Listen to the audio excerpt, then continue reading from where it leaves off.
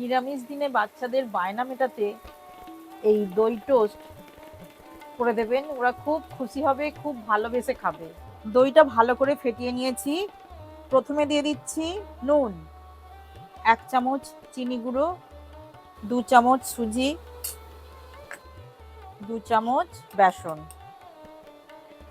এটাকে এবার ভালো করে মিশিয়ে নিতে হবে দইটার সঙ্গে।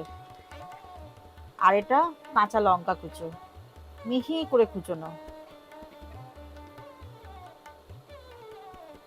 আর দিয়ে দিচ্ছি কিছুটা ধনিয়া পাতা কুচো। এবার ভালোভাবে মিশিয়ে নেব।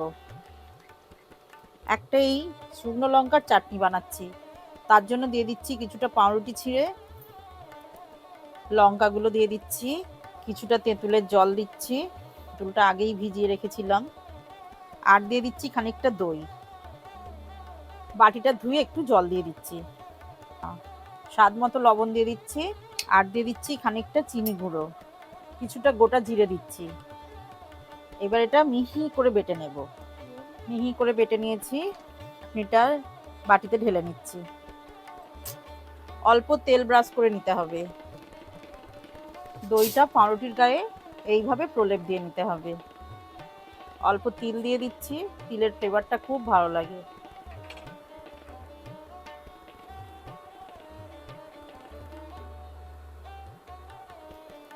এবার এটাকে উল্টে পাল্টে ভেজে নিতে হবে, এই টেক্সচারটাই আসবে।